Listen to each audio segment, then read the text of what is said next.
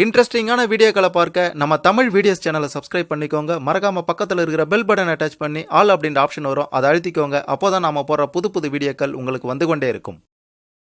November 20 காலையில 10:10 மணிக்கு தஞ்சாவூர் ஆசிரியைக்கு பள்ளியிலேயே காதலனால் நடந்த சம்பவம். காதலன் தாக்கியதுல அவங்க காலமாகி இருந்தது ஒட்டுமொத்த தமிழக மக்களிடையே பெரும் அதிர்ச்சியை ஏற்படுத்தி இருந்தது. அப்படி அந்த ஆசிரியைக்கு அன்று என்னதான் நடந்தது? அந்த காதலனுக்கும் ஆசிரியைக்கும் என்ன பிரச்சனை? இந்த அளவுக்கு காதலன் கோபமாகி இப்படி ஒரு மோசமான காரியத்தை செய்வதற்கு காரணம் என்ன? இதுல யார் மீது தவறு அப்படின்னுட்டு ஆசிரியையின் விவகாரத்துல இதுவரை யாருக்கும் தெரியாத வெளிவராத பல அதிர்ச்சியான உண்மைகள் எல்லாத்தையும் இந்த வீடியோவில் நாம தெளிவா பார்க்க போறோம். கடைசி வர பாருங்க, எல்லாமே உங்களுக்கு புரியும். அதுக்கு முன்னாடி காதலனால் காலமான அப்பாவி ஆசிரியையின் ஆன்மா சாந்தி அடையணும் அப்படின்ட்டு நினைக்கிறவங்க இந்த வீடியோவை மறக்காம லைக் பண்ணுங்க. சரி வாங்க வீடியோக்குள்ளார போலாம். தஞ்சாவூர் மாவட்டம் மல்லிப்பட்டினம் அருகே சின்னமனை பகுதியை சேர்ந்தவங்க தான் முத்து ராணி தம்பதி. இவங்களுடைய மகள்தான் ஆசிரியை ரமணி. இவங்களுக்கு 25 வயதாகின்றது. மல்லிப்பட்டினம் அரசு மேல்நிலைப் பள்ளியில் ரமணிக்கு கடந்த ஜூன் மாதம் தற்காலிக தமிழ் ஆசிரியையாக வேலை கிடைத்தது. கடந்த ஜூன் மாதம் முதல் 6ஆம் வகுப்பு முதல் 9ஆம் வகுப்பு வரை மாணவ மாணவிகளுக்கு பாடம் நடத்தி வந்திருக்காங்க. இப்படியாப்பட்ட ஒரு சூழ்நிலையில தான் ஆசிரியை ரமணியின் சொந்த ஊரான சின்னமனை பகுதியை சேர்ந்த மீனவர் கூட்டுறவு சங்கத்தின் முன்னாள் தலைவர் பன்னீர்செல்வம் என்பவருடைய மகன் 30 வயதான மதன்குமார் 10ஆம் வகுப்பு வரைக்கும் படித்துட்டு சிங்கப்பூரில் கடந்த 4 ஆண்டுகளாக வேலை செய்து வந்திருக்கின்றார். கடந்த 2 ஆண்டுகளுக்கு முன்பு ஊருக்கு திரும்பி மீன்பிடி தொழில் செய்து வந்திருக்கின்றார். அப்போதுதான் ரமணிக்கும் மதன்குமாருக்கும் இடையே பழக்கம் ஏற்பட்டிருக்கின்றது. இந்த பழக்கம் அதன் பிறகு காதலாக மாறியிருக்கின்றது. இருவரும் கடந்த ஓராண்டுக்கும் மேலாக காதலித்து வந்திருக்காங்க. இதற்கிடையில் தான் இப்படி ஒரு மோசமான சம்பவம் அரங்கேறி இருக்கின்றது. இதற்கு பின்னால் பல அதிர்ச்சியான காரணங்களும் அடங்கி இருக்கின்றது. மதன்குமாரின் பெற்றோர் தங்களுடைய மகனுக்கு திருமணம் செய்து வைக்க முடிவு செய்திருக்கின்றார்கள். அப்போது தன்னுடைய பெற்றோரிடம் தான் ரமணியை காதலித்து வரும் தகவலை தெரிவித்திருக்கின்றார் மதன்குமார். திருமணத்திற்காக ரமணியை பெண் கேட்க வேண்டும் என்று சொல்லியிருக்கின்றார். அவர்களும் மகனின் ஆசையை நிறைவேற்றும் வகையில் கடந்த சில நாட்களுக்கு முன்பு பெண் கேட்டு ரமணியின் வீட்டுக்கு சென்றிருக்கிறார்கள்.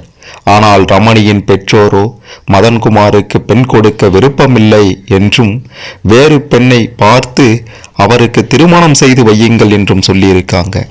அதன் பிறகு ரமணியும் மதன்குமாரிடம் பேசுவதை தவிர்த்து விட்டிருக்கிறார். இங்கு ஆரம்பித்ததுதான் அந்த பெரும் பிரச்சனை.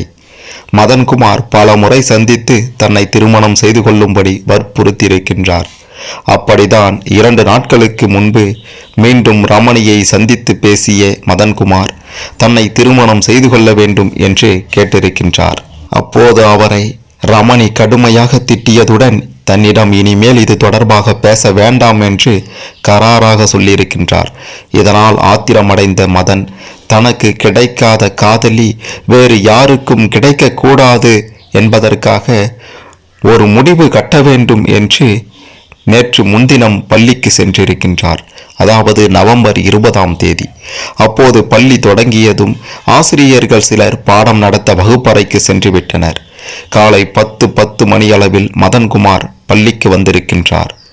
அவர் ஓய்வு அறையில் இருந்த ரமணியை சந்தித்து மீண்டும் தன்னை திருமணம் செய்து கொள்ள வேண்டும் என்று கூறி தகராறு செய்திருக்கின்றார். ஆனால் ரமணியோ பிடிவாதமாக உன்னை திருமணம் செய்து கொள்ள முடியாது என்று கூறியதால் அப்போதுதான் அந்த அசம்பாவிதம் நடந்தது. இது தொடர்பாக சேதுபாவா சத்திரம் போலீசார் வழக்கு பதிவு செய்து மதன்குமாரை கைது செய்து விசாரணை நடத்தினாங்க. அதன் பிறகு அவரை பட்டுக்கோட்டையில் இருக்கக்கூடிய நீதிபதியின் வீட்டில் ஆஜர்படுத்தி புதுக்கோட்டை கிளை சிறையிலும் அடைத்தார்கள். இந்த சம்பவம் தமிழக மக்களிடையே பெரும் அதிர்ச்சியை உள்ளாக்கி இருந்த நிலையில உண்மையாகவே அவங்களுக்குள்ளார என்னதான் நடந்தது, மதன்குமார் ஏன் இந்த அளவுக்கு கோபப்பட்டான் அப்படின்ற மாதிரி பல கேள்விகளை கேட்டுக்கொண்டிருந்தாங்க. இப்படியாப்பட்ட ஒரு சூழ்நிலையில பார்த்தீங்கன்னா போலீசாரிடம் மதன்குமார் கொடுத்த வாக்குமூலம் மொத்த உண்மையையும் வெளிக்கொண்டு வந்திருக்கின்றது. அந்த வாக்குமூலம் பெரும் அதிர்வலைகளையும் பரபரப்பையும் ஏற்படுத்தியிருக்கின்றது. போலீசாரின் விசாரணையில இந்த மதன்குமார் என்ன வாக்குமூலம் கொடுத்திருக்கிறான் என்று கேட்டீர்கள் என்றால், ரமணியும் நானும் சின்ன வயசுல இருந்தே ஒன்றாக பேசி பழகி வந்தோம். நான் 10ஆம் வகுப்பு வரைக்கும் படித்துவிட்டு சிங்கப்பூருக்கு வேலைக்கு போயிட்டேன். ரமணியும் நானும் காதலித்து வந்ததால் ஊருக்கு வந்து அவரை திருமணம் செய்து கொண்டு சந்தோஷமாக வாழலாம் என்று முடிவு செய்து நாடு திரும்பினேன். சொந்த ஊர் வந்தவுடன் மீன் பிடிக்கும் வேலை செய்தேன். மற்ற சமயங்களில் எலக்ட்ரீஷியன் வேலைக்கும் சென்று வந்தேன். இந்த நிலையில்தான் ரமணி படித்து அரசு பள்ளியில் தற்காலிக ஆசிரியர் வேலை கிடைத்தது. ஆனாலும் எப்போதும் போல் நாங்கள் பேசி பழகி வந்தோம். இந்த நிலையில் எனக்கு திருமணம் செய்து வைக்க வீட்டில் பெண் பார்க்க தொடங்கினார்கள். அப்போது நான் ரமணியை காதலிப்பது பற்றி என் பெற்றோரிடம் கூறினேன். அவர்கள் ரமணியின் வீட்டிற்கு சென்று பெண் கேட்டனர். ஆனால் அவர்களுக்கு ரமணியை எனக்கு திருமணம் செய்து வைக்க விருப்பமில்லை என்று கூறினார்கள். இருந்தாலும் ரமணியிடம் பேசி நமது திருமணத்திற்கு உனது பெற்றோரிடம் பேசி எப்படியாவது சம்மதம் வாங்கு என்று தெரிவித்தேன். ஆனால் ரமணியின் குடும்பத்தை சேர்ந்த சிலருக்கு ரமணியை எனக்கு திருமணம் செய்து கொடுப்பதில் விருப்பமில்லை என்பதால் ரமணியின் பெற்றோரிடம் என்னை பற்றி தவறாக கூறினார்கள். தொடர்ந்து ரமணியின் பெற்றோர் என்னுடைய பெற்றோரை அழைத்து இருவருக்கும் ஜாதக பொருத்தம் சரியில்லை, எனவே எங்கள் மகளை உங்கள் மகனுக்கு திருமணம் செய்து கொடுக்க முடியாது, இனி பெண் கேட்டு எங்களை தொந்தரவு செய்யாதீர்கள் என்று திட்டவட்டமாக சொல்லியிருக்கிறார்கள்.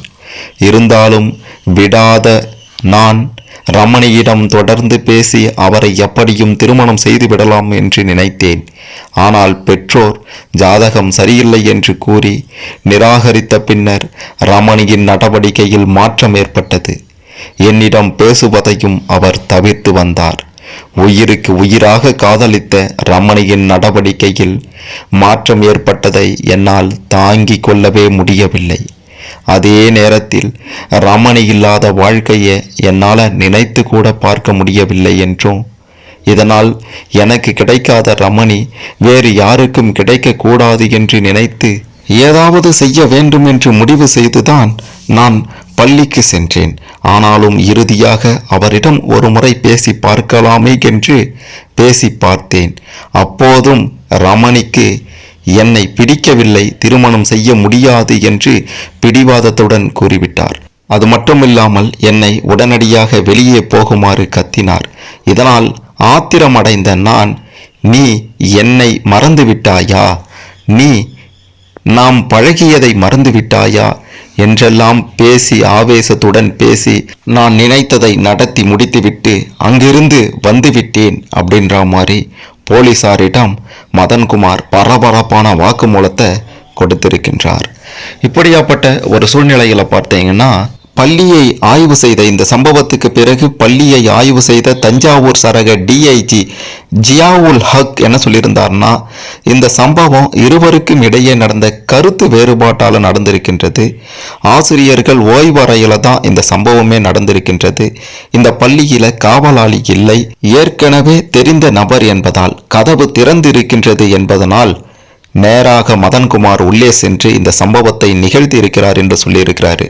அதன் பிறகு பள்ளி கல்வித்துறை அமைச்சர் அன்பில் மகேஷ் என்ன சொல்லியிருந்தார் அப்படின்ட்டு பார்த்தீங்கன்னா, இதுபோன்று காட்டுமிராண்டித்தனமாக நடந்து கொள்பவர்களுக்காக வக்கீல்கள் யாரும் வாதாட வரக்கூடாது, ஒட்டுமொத்தமாக எல்லோருக்கும் தாக்கத்தை ஏற்படுத்தக்கூடிய வகையில் நீதிபதிகள் தண்டனை வழங்க வேண்டும் அப்படின்ற மாதிரியும் சொல்லியிருந்தாரு. அதன் பிறகு மிக முக்கியமாக பார்த்தீங்கன்னா, ரமணியினுடைய பெற்றோர் சொல்லியிருந்தது மிக பெரும் சோகத்தை ஏற்படுத்தி இருக்கின்றது. அதாவது, எங்களுடைய மகளை இந்த நிலையில் பார்க்கவா படிக்க வைத்து ஆளாக்கினோம், ஆசிரியராகிட்டாரு, இனி அவருடைய வாழ்க்கையில துன்பம் இருக்காது அப்படின்ட்டு நினைச்சோம். ஆனா அவளுடைய உயிரை எடுப்பதற்கு பக்கத்திலேயே யமன் இருந்துள்ளான் இது எங்களுக்கு தெரியாமலேயே போச்சு என்று கதறி இருக்காங்க. காதலித்த ஒரு பெண்ணை இப்படி செய்ய முற்படுவது, அந்த பெண்ணிடம் வன்முறையாக நடந்து கொள்வது, இதெல்லாம் கடுமையான தண்டனைக்குரியது அப்படின்ற மாதிரியும், அதை எந்தவித காரணத்தினாலையும் நியாயப்படுத்துவது முறையாகாது. இது போன்ற சம்பவங்கள் இனி நிகழாமல் இருக்க வேண்டும் அப்படின்றதே ஒட்டுமொத்த மக்களின் வேண்டுகோளாகவும் இருக்கின்றது. கைது செய்யப்பட்ட இந்த மதன்குமாரை சம்பவம் நடந்த அன்று நள்ளிரவு 12 மணிக்கு பேராவூரணி குற்றவியல் நீதிமன்ற நீதிபதி அழகேசனின் பட்டுக்கோட்டையில் இருக்கக்கூடிய இல்லத்தில் ஆஜர்படுத்தி இருக்காங்க. இந்த மதனை வருகின்ற டிசம்பர் 3ஆம் தேதி வரை சிறையில் அடைக்க நீதிபதி உத்தரவிட்டிருக்கின்றார். இதனை அடுத்து மதனை புதுக்கோட்டை சிறையில் தற்போது அடைத்திருக்காங்க. உண்மையாகவே இவங்களுக்குள்ளார அப்படி என்ன நடந்தது, பிரச்சனை வர மிக முக்கியமான காரணம் என்ன அப்படின்ட்டு கேட்டீங்கன்னா, கடந்த 4 மாதங்களுக்கு முன்னாடி மதன்குமாரினுடைய பெற்றோர் ரமணியின் பெற்றோரை சந்தித்து பெண் கேட்டு இருக்காங்க. முதல்ல அதாவது ஒரே பகுதியில் வசிப்பதால பெண்ணும் அருகிலேயே இருப்பாள் அப்படின்றதுனால ஆரம்பத்தில் ரமணியின் குடும்பத்தினர் சம்மதம் சொல்லியிருக்காங்க அப்படின்றது குறிப்பிட வேண்டிய விஷயம்.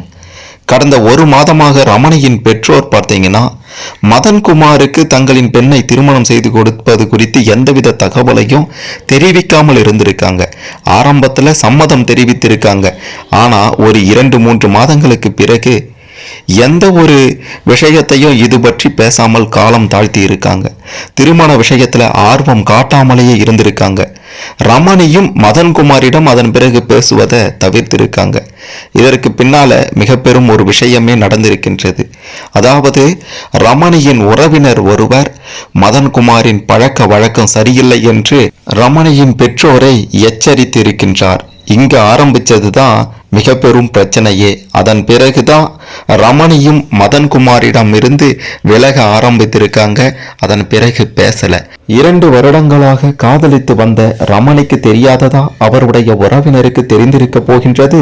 அப்படியே அந்த உறவினருக்கு தெரிந்திருந்தாலும் சரி, அப்படியே அந்த பெண்ணிடம் சொல்லியிருந்தாலும் அந்த பெண்ணுக்கு தெரிய வேண்டுமா இல்லையா மதன்குமார் எப்படிப்பட்டவன் அப்படின்றதெல்லாம் பற்றி?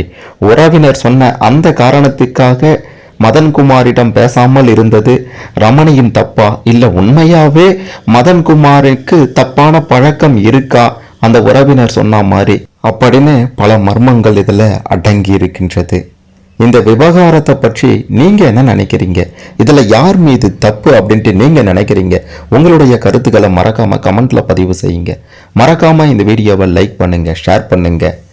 ரமணிக்கும் மதன்குமாருக்கும் என்ன நடந்தது, எதனால இவங்களுக்குள்ளார பிரச்சனை ஏற்பட்டது, மதன்குமார் கோபமாக காரணம் என்ன, இப்படி ஒரு முடிவை எடுக்க காரணம் என்ன அப்படின்னு இந்த விவகாரம் பற்றி இதுவரை யாருக்கும் தெரியாத பல அதிர்ச்சியான உண்மைகள் எல்லாத்தையும் தெரிந்து கொள்ள இந்த பதிவு நிச்சயம் உதவும்.